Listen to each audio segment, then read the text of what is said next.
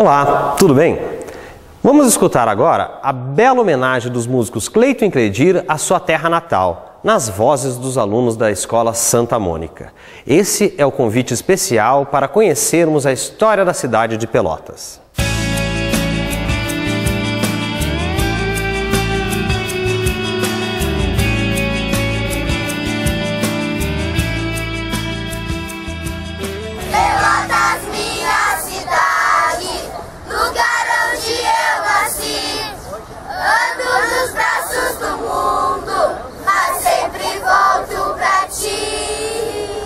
E quem ajuda a contar a história de Pelotas é a professora Fernanda Xavier Otti Perotoni. A Escola Santa Mônica situa-se no sul do país, mais precisamente Pelotas, Rio Grande do Sul.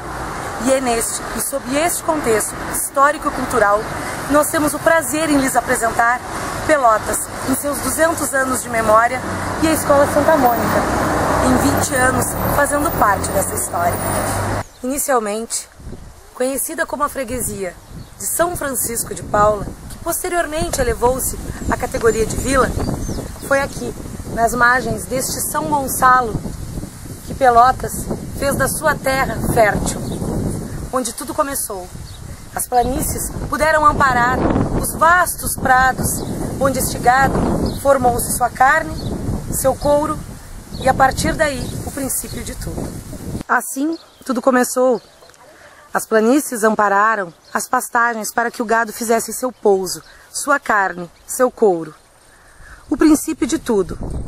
Pelota era o nome conhecido de uma pequena embarcação, utilizado pelos indígenas nestas águas, ao mesmo tempo em que os nativos, sobre este volumoso manto de vida, davam seus braços fortes para o início da nossa prosperidade.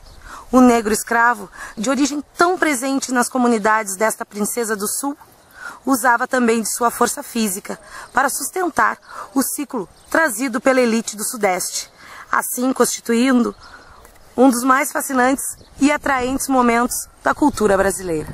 E aqui, nesta belíssima junção dos nossos anos dourados e da natureza sulina, tão bem conhecida devido ao seu diferencial em relação ao calor comum dos nossos irmãos dos trópicos, que na charqueada Boa Vista, fundada às margens do nosso arroio, o tempo e o espaço se unem, visando a denunciar a face única e encantadora da charmosa Pelotas. O primeiro proprietário foi o português José Pinto Martins. Foi quem plantou a semente da nossa economia, através da carne seca comum ao Nordeste, o qual trouxe frutos essenciais à formação do sangue pelotense. Por tal via, houve a propulsão da indústria saladeril. Pelo território rio-grandense, a figura do charqueador ficou conhecida. Somos convidados a conhecer uma das mais famosas charqueadas de Pelotas. Sejam bem-vindos às charqueadas São João. Agora, vamos conhecer um pouco mais da história das charqueadas gaúchas. Quem conversa com a professora Fernanda é Marcelo Maza, atual proprietário da charqueada São João. Tudo que aconteceu desde o início da sua construção em 1807, terminando em 1810, até os dias de hoje, faz dela, sem dúvida nenhuma, um lugar especial. Não teria dúvida de dizer isso. Primeiro porque naquela época o produto que ela produzia, o charque, nós poderíamos fazer uma comparação aos dias de hoje ao petróleo. Porque naquela época quem produzia, quem fazia as atividades econômicas ir para frente era mão de obra escrava. Então as grandes concentrações de mão de obra escrava que trabalhavam na indústria da cana, do café, na mineração, né? Ter uma alimentação para eles, uma alimentação que naquela época não existia eletricidade, que pudesse manter por um período longo de tempo, a um custo baixo, o charque entrou então como um produto realmente especial, fazendo com que toda essa população que fazia o trabalho, a economia do Brasil crescer, pudesse fazer a sua atividade de uma maneira bastante eficiente. Então por isso as charqueadas aqui, e principalmente a região de Pelotas, onde aglomerou o maior número delas, e as maiores, deram não só o início, mas fizeram Pelotas uma cidade diferenciada no contexto do Rio Grande do Sul e do Brasil.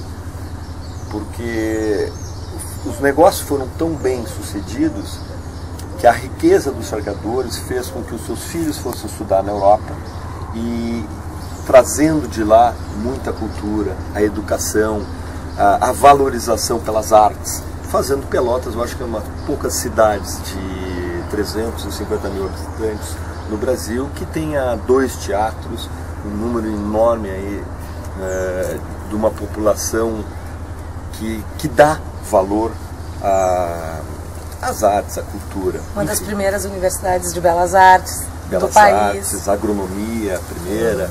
E é sempre, hoje uma cidade universitária. Então isso eu acho que é uma continuação de um perfil que foi plantado lá no passado. Marcelo também fala de um episódio histórico de grande importância, tanto para a história do Rio Grande do Sul, como para a história do Brasil. A guerra farroupilha, ela se dá justamente porque o charque vindo da província cisplatina, do Uruguai e Argentina, entra com uma taxação pequena, enquanto o charque produzido no Rio Grande do Sul tem uma taxação muito alta, impostos muito altos. Isso faz com que estoure a Revolução Farroupilha. Ainda na charqueada São João, a professora Fernanda conversa com o tio Enio, como é conhecido Enio Antônio Lutke Ferreira, o diretor da Escola Santa Mônica. Tio Enio fala um pouco a respeito da participação da maçonaria na Revolução Farroupilha. Igualdade, liberdade e humanidade. E a maçonaria com a mesma tríade, porém a liberdade, igualdade e fraternidade. A Revolução Farroupilha se deu de modo muito similar ao que aconteceu com a independência do Brasil. Porque a independência do Brasil foi por D. Pedro I, o grão-mestre, o maçom. E os nossos ideais farroupilhas também foram traçados dentro de uma loja maçônica por Bento Gonçalves. E todos que faziam parte daquela estimada loja naquela época. Então a maçonaria está presente no Brasil, mas principalmente aqui no Rio Grande do Sul. Tudo, aqui nós estamos num seio, tá, onde se realizaram várias e várias reuniões maçônicas a céu aberto, tendo uma egrégora muito profunda e onde realmente os ideais, os princípios da humanidade, pensando no bem-querer de todos, foram traçados. A Revolução Farroupilha, apesar da derrota sul-rio-grandense, ajudou a constituir a identidade característica do Rio Grande do Sul e dos gaúchos. Uma vez fazendo uma visita para um grupo de argentinos, um senhor muito educado me chamou num canto e me perguntou: Marcelo, por que vocês têm tanto orgulho dessa guerra que vocês perderam? Vocês não perderam? Eu digo, realmente, nós perdemos. Mas foram 10 anos de luta, de um ideal, de uma população muito pequena contra uma população muito grande. Isso nos deixou um ideal, não só o ideal de liberdade, mas principalmente a bravura de lutar por algo que se acredita. Isso está na alma gaúcha, isso hoje é cantado nos estádios de futebol, isso está em todo aquele gaúcho que vai para outro estado, para outro país e começa uma vida nova. Então, isso é a nossa vitória. Assim, a Escola Santa Mônica encerra sua contribuição para o registro audiovisual da diversidade cultural brasileira com uma mensagem do DTG Tertúlia. Então, não poderia ser diferente. O grupo deixa a mensagem no lema da nossa casa, do DTG Tertúlia, que é mais ou menos assim, desse jeitinho. No passado, revivemos as vitórias. Para no futuro, fazermos parte dessa história. E, quase finalizando, o ex-aluno Lucas Lange Pacheco, autor do roteiro desse vídeo e atualmente acadêmico de Direito, dá o seu recado. É com enorme honradez que tivemos o prazer de lhes apresentar a nossa querida cidade. Esperamos que as glórias que forjaram o nosso passado, aquela sucessão de glórias inesquecíveis nas memórias de todos que por aqui passam, não sejam apenas motivos de recordações felizes, mas como também uma inspiração para a força e vontade do futuro que nós podemos ajudar a construir. Nós, de Pelotas, da Escola Santa Mônica, sempre estaremos de braços abertos para os nossos irmãos de todo o Brasil e compartilhando, assim, os princípios e valores que a nossa escola e o sistema positivo de ensino temos em comum. E para fechar com chave de ouro, os alunos da Escola Santa Mônica fazem um outro convite especial.